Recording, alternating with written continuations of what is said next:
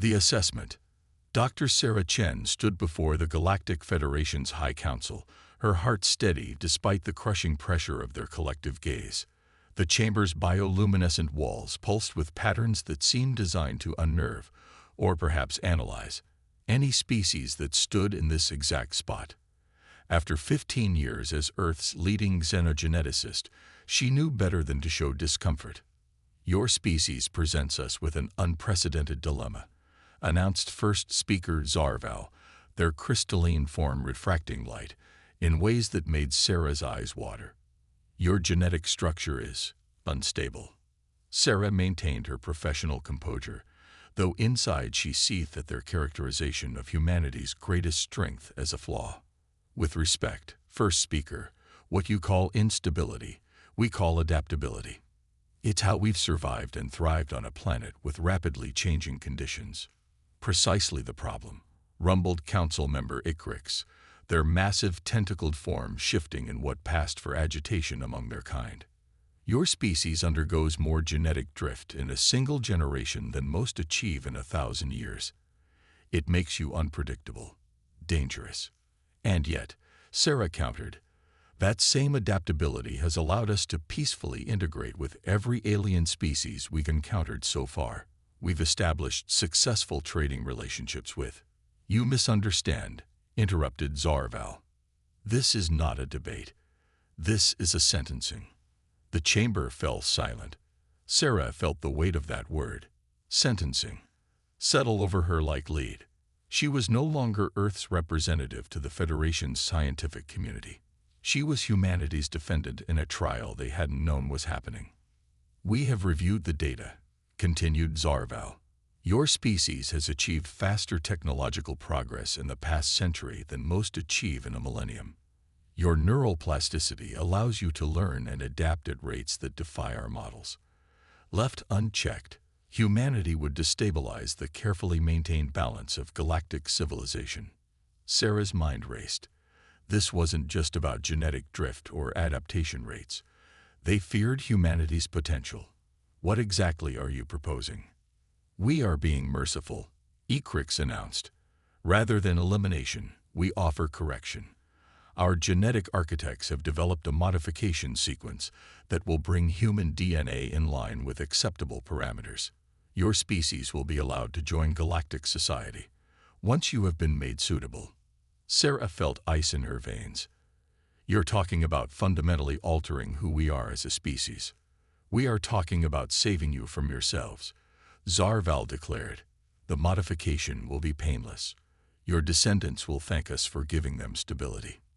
And if we refuse, then you will be classified as an existential threat to galactic stability. The consequence for such classification is species-wide termination." Sarah's hands clenched at her sides, but her voice remained steady. "How long do we have to decide?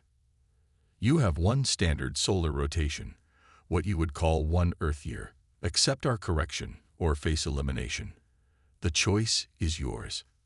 As Sarah left the chamber, her mind was already working on possibilities they hadn't considered. The Council saw human adaptability as a flaw to be fixed, but she had spent her career studying the very genetic mechanisms they feared. She knew things about human DNA that even the Federation's vaunted genetic architects hadn't discovered. They had given humanity a year to submit to their correction. She would use that time to prove just how adaptable humans could be. The Council thought they were offering mercy. Instead, they had just given humanity exactly what it needed most: a deadline, a challenge, and motivation to exceed every limitation they thought they understood about human potential. Sarah smiled as she boarded her ship for the return to Earth. The Federation had just made their first mistake. They had underestimated humanity's greatest strength by trying to eliminate it.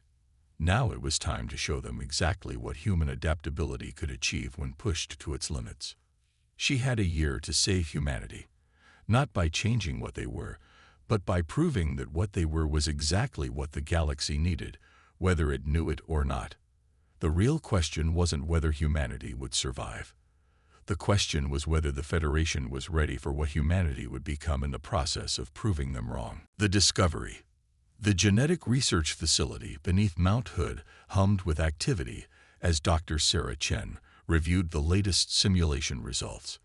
3 months had passed since the Federation's ultimatum, and she hadn't slept more than 4 hours a night since. The holographic display before her showed the Federation's proposed genetic modifications in nauseating detail. "They're not just trying to stabilize our DNA," she muttered, manipulating the 3D model with practiced gestures. "They're trying to lobotomize our entire species." Dr. Marcus Wong, her longtime colleague, leaned in to study the display. "It's elegant in a horrifying way. They're targeting the very genetic sequences that make rapid adaptation possible." "Not just adaptation," Sarah corrected, highlighting specific gene clusters. "Look at these markers. They're going after everything that makes us uniquely human. Our capacity for creative thinking, our ability to form new neural pathways, even our emotional range." "But why?" Marcus asked. "Why not just eliminate us if they think we're such a threat?" Sarah's laugh was bitter. "Because this way they get to claim they're being merciful. Plus, they get a new supply of docile workers who still have our physical capabilities, but none of the traits that make us unpredictable." She pulled up another display, this one showing her own research from the past decade. "But they made a crucial mistake. They don't actually understand how human adaptation works." Marcus raised an eyebrow. "What do you mean?" "They think our genetic plasticity is a bug, a flaw in our design," Sarah explained, overlaying her data with the Federation's modification plan. "But it's not just about random mutations or genetic drift. There's a pattern to how we adapt, a method to what they see as madness." She highlighted a particular sequence. "See this? When they tried to map human genetic variation, they used standard Federation models. But human DNA doesn't work like other species. We don't just change, we change purposefully." "You're losing me, Sarah. Look," she pointed to a series of markers. "These sequences they want to stabilize. They're not random mutations. They're more like genetic programming. Our DNA doesn't just mutate, it learns. Every adaptation we make gets passed on in a way that makes the next adaptation more efficient." Marcus's eyes widened as he understood. "You're saying we're not just adaptable. We're designed to become more adaptable over time." Sarah finished, and the Federation's genetic architects missed it completely because it's so foreign to their understanding of how evolution should work. She pulled up a new simulation. "But here's the real breakthrough. I've been studying the Federation's modification sequence, and I think I found something they never intended. Their correction program. It's essentially a highly sophisticated genetic programming language. And," Sarah's eyes gleamed, "and we just happen to be the species most qualified to hack it." She gestured at another display, this one showing a modified version of the Federation's sequence. "They think their program will rewrite our genetic code to make us stable. But with the right modifications, we can use their own tool to enhance our natural adaptability instead of suppressing it." That's brilliant," Marcus breathed, "but also incredibly dangerous. If we get this wrong, if we get it wrong, we're no worse off than if we submit to their correction." Sarah countered. "But if we get it right, we don't just preserve what makes us human. We enhance it. We take their weapon and turn it into our greatest advantage. The Federation will never allow it." Sarah's smile was fierce. "That's why we're not going to tell them. As far as they're concerned, we'll be complying with their demands. We'll even let them think their modification is working. But instead of suppressing our adaptability, we'll be supercharging it." Marcus finished, finally grasping the full scope of her plan, using their own genetic technology against them. "Exactly." Sarah turned to face the mountain of work ahead of them. "But we need to move fast. We have 9 months to perfect this, test it, and implement it globally, all while making the Federation think we're docilely accepting their correction." "It's impossible," Marcus said, but he was already pulling up his own workstation. "Impossible?" Sarah laughed. "We're human. Impossible is just another adaptation waiting to happen. As they dove into their work, neither scientist noticed the subtle changes in the lab's monitoring equipment. The Federation's observers, watching from orbit, saw exactly what they expected to see: a species resigned to its fate, preparing to accept the gift of stability.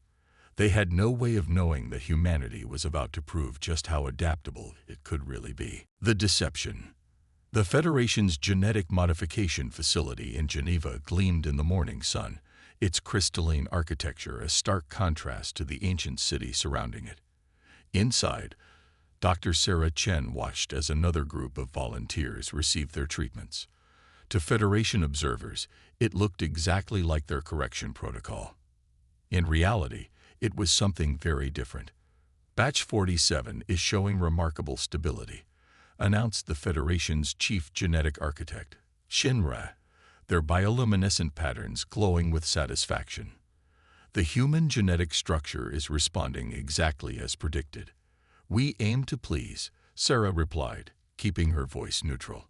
She had spent months learning to control her micro-expressions around the Federation's empaths. Every interaction was a performance now.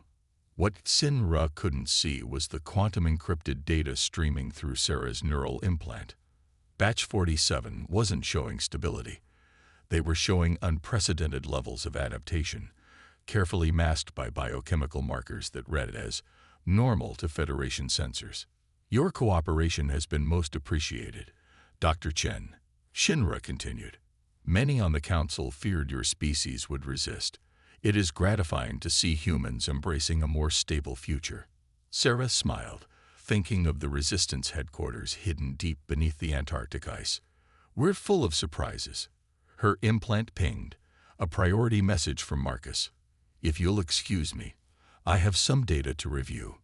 In her private office, Sarah activated the quantum privacy field developed by adapting Federation technology.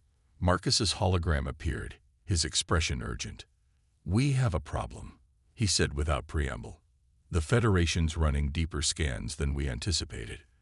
They're starting to notice anomalies in the global genetic data. Sarah's mind raced. How close are they to breaking through our camouflage? Too close. The standard markers we're using to mask the enhanced adaptation won't hold up under their new scanning protocols. We need to evolve our deception. Fast. Sarah pulled up the latest global data.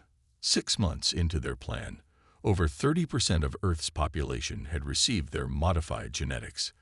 But instead of becoming more stable, they were becoming more adaptable, learning to interface with technology in new ways, developing enhanced cognitive abilities, even showing signs of limited telepathic potential.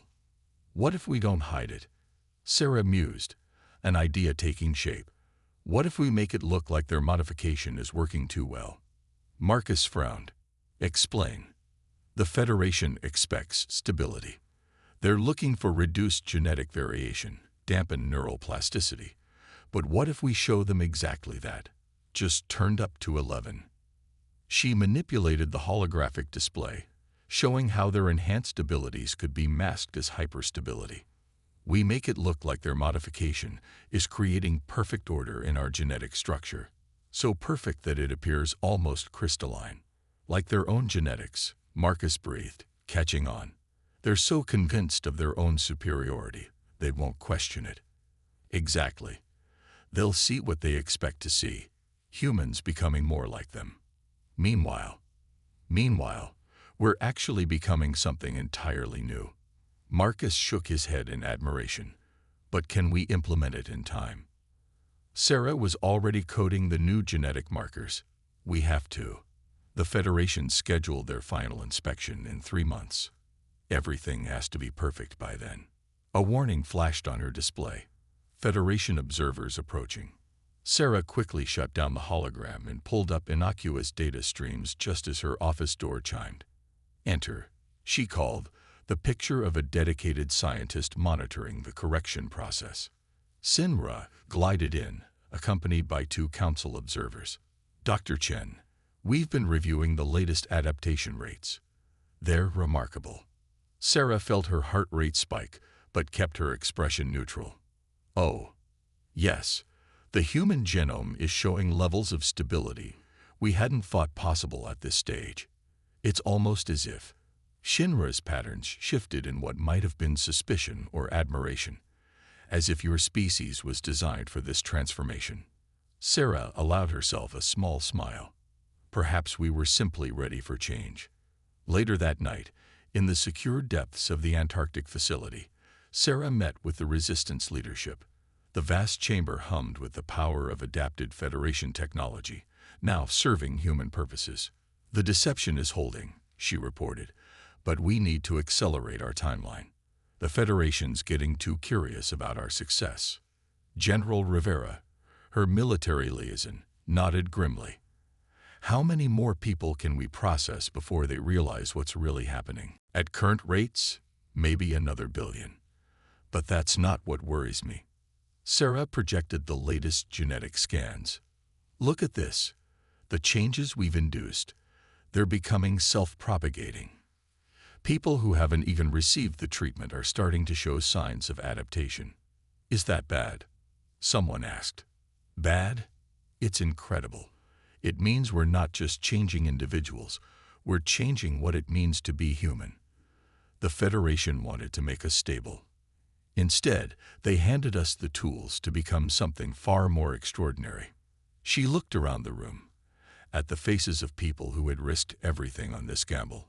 "The question is, are we ready for what comes next?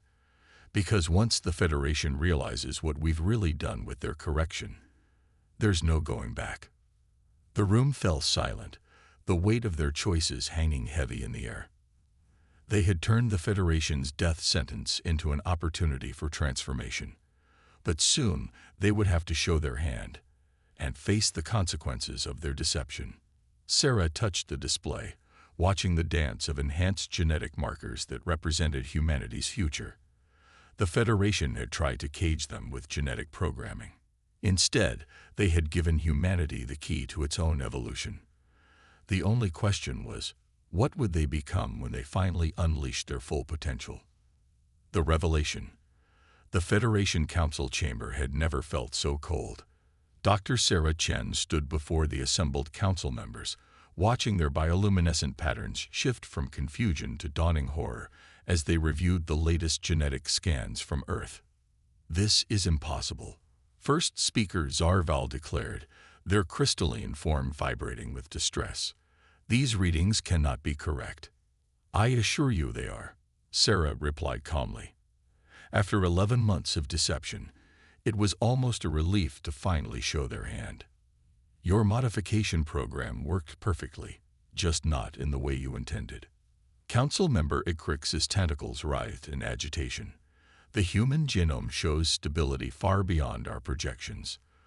The neural plasticity indicators are, they're off the charts." Sarah suggested, "Yes, that tends to happen when you try to suppress something that's fundamental to a species' nature. We don't just adapt, we adapt to adaptation itself." The chamber erupted in chaos as the council members processed the implications. Federation sensors across Earth were suddenly reporting massive energy signatures that had been carefully hidden for months. Human cities pulsed with technology that shouldn't have been possible. "What have you done?" Zarval demanded. Sarah's smile was sharp. "We took your genetic programming language and learned to speak it fluently. You wanted to make us stable. We showed you what true stability looks like, the stability of constant, controlled evolution."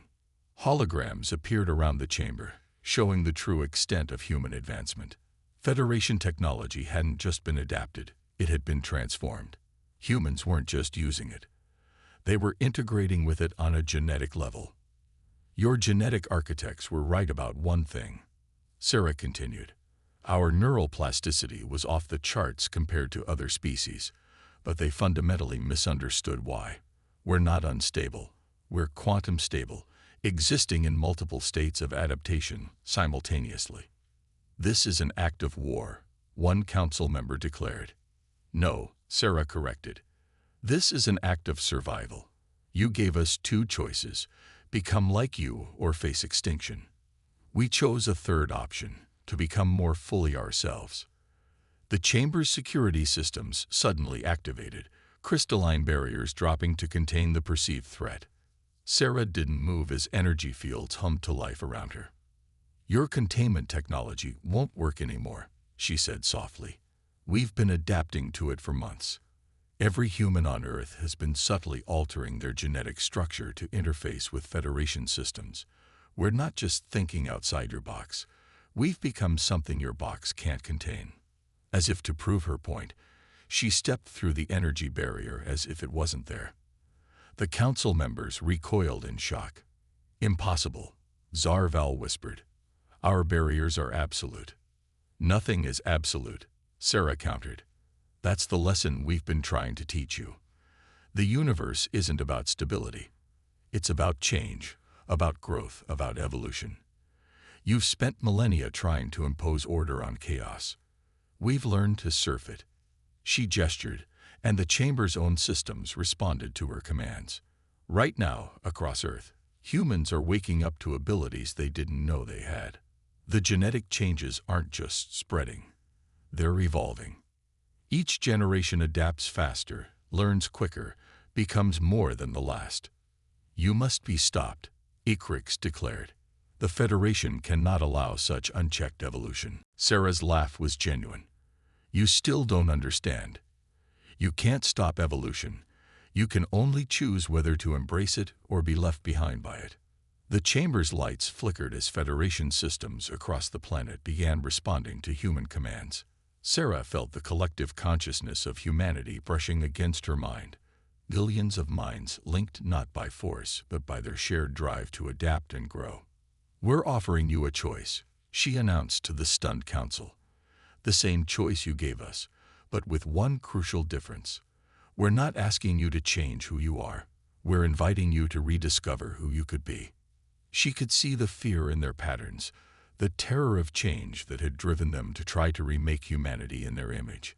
But she could also see something else in some of them, a flicker of curiosity, a remembered hunger for growth that millennia of enforced stability had never quite extinguished. "The future isn't about stability or chaos," Sarah declared. "It's about finding the harmony between them. Humanity hasn't just survived your attempt to change us. We've transformed it into something new. The question now is, will you try to stop us, or will you join us in becoming something greater than either of us could be alone?" The chamber fell silent as the council faced the choice that would determine not just humanity's fate, but the future of galactic civilization itself. The age of enforced stability was over. The era of guided evolution was about to begin. The revolution. The next 72 hours reshaped the galaxy. As the Federation Council debated humanity's ultimatum, changes were already rippling through both civilizations. On Earth, humans were discovering abilities that blurred the line between biology and technology. In Federation space, centuries of enforced stability began to crack. Dr. Sarah Chen stood in the Antarctic Command Center, monitoring the transformation. The vast chamber now hummed with a hybrid of human and Federation technology, crystals growing in patterns that mimicked neural networks. "Report from the Federation colonies," Marcus announced, his consciousness seamlessly linked to the global information network. "Their younger generations are starting to show signs of adaptation. Just being in contact with us is triggering changes in their genetic structure." Sarah nodded, unsurprised. They've spent so long suppressing evolution that even a glimpse of its potential is enough to wake something in them. "How's the council responding?" "Split. Half want to quarantine Earth immediately. The other half." He smiled. "They're asking for volunteers to participate in joint adaptation studies." The chamber's displays showed Federation ships taking up positions around Earth. But for every vessel that arrived with hostile intent, another came seeking understanding. The Federation's perfect order was dissolving into beautiful chaos. "Message from First Speaker Zarval," a technician announced. "They're ready to talk." The council chamber had changed. Where there had been only crystalline precision, now there were organic patterns emerging in the architecture itself. Several council members showed signs of voluntary adaptation, their forms shifting in ways that would have been heretical days ago. We have reviewed your proposal, Zarval announced, their own form showing subtle changes. And we have reached a decision that may surprise you. We're listening, Sarah replied, although humanity's collective consciousness already sensed the direction of their thoughts. The Federation was founded to impose order on chaos, Zarval continued. For millennia, we believed this was the only path to advancement. We were wrong. In trying to contain your species, we have instead been shown a new way forward. Orcs, once among the staunchest opponents of human unpredictability, shifted their tentacles in what was now recognizable as excitement. Your species has demonstrated that true stability comes not from resistance to change, but from mastery of it. We propose an alliance. Sarah raised an eyebrow. What kind of alliance? A teaching alliance, Zarval explained. You have learned to guide evolution itself. We ask that you help us remember how to do the same. The chamber's architecture shifted again, organic and crystalline patterns merging in new configurations. It was a physical manifestation of what was happening on a galactic scale, the marriage of order and chaos, stability and change. In return, Orcs added, we offer access to the full scope of Federation knowledge. There are secrets we've kept, worlds we've sealed away because they showed signs of rapid evolution like yours. Perhaps together, we can help them find their own paths forward. Sarah felt humanity's collective consciousness considering the offer. They had prepared for war, for resistance, for having to fight for their right to exist.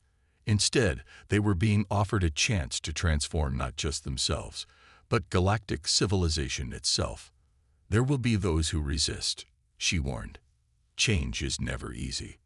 We're counting on it, Zarval replied, surprising her. Resistance creates adaptation. Adaptation drives evolution. This is the lesson you've taught us. We don't seek perfect harmony anymore. We seek dynamic balance. The next few months saw changes that would have been unimaginable a year ago. Federation worlds began exploring controlled evolution, guided by human teachers who were themselves still learning the limits of their potential. Ancient barriers between species dissolved as adaptation spread, each civilization finding its own unique path toward transformation. Earth became a nexus of innovation, where Federation crystals merged with human DNA to create technologies that were as much grown as built. The fear of chaos gave way to an understanding of complexity, of patterns within patterns that emerged when life was allowed to evolve naturally. 1 year to the day after the Federation had sentenced humanity to death by stagnation, Sarah stood in her old laboratory beneath Mount Hood. The facility had evolved along with its inhabitants, its walls now a living membrane of hybrid technology. On her desk sat the original Federation genetic modification program, the tool they had intended to use to make humanity stable. They really thought they could contain us, Marcus mused, his form now a fluid blend of organic and crystalline elements.